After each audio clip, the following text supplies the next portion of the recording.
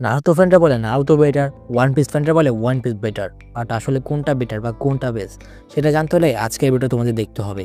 দেখো কোন অ্যানিমেটা বেটার সেটা বুঝতে হলে আমাদেরকে 3টা বিষয়ের উপর ফোকাস করতে হবে। 1 স্টার্টিং, 2 হচ্ছে মেন ক্যারেক্টার এবং 3 হচ্ছে এন্ডিং। আমার মনে হয় স্টার্টিংয়ে নারুতো জিতে যাবে, কারণ নারুতো স্টার্টিং অনেক ভালো ছিল, দর্শকদের অনেক এঙ্গেজ করেছিল।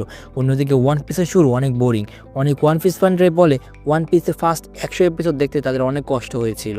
2 নম্বরে রয়েছে মেন ক্যারেক্টার। এখানেও নারুতো জিতে যাবে, কারণ Naruto main character build up one পিসের মেন ক্যারেক্টার লুফি থেকে অনেক ভালো। এছাড়া লুফি না থাকলেও আমার মনে হয় না ওয়ান পিসের স্টোরিতে প্রভাব পড়বে, বাট নারুতো না থাকলে নারুতোর কিছু নেই, কারণ নারুতো অ্যানিমেটাই নারুতোর উপর। This is made. Naruto is greatest of all time.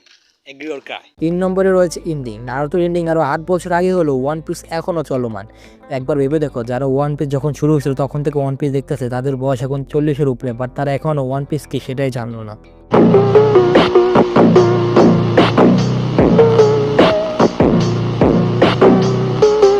যাই হোক, তো যেটা বললাম ওয়ান পিসের এখন এন্ডিং হয় নাই, তো 3 নম্বর বিষয় কে জিতবে তা এখনই বলা যাচ্ছে না।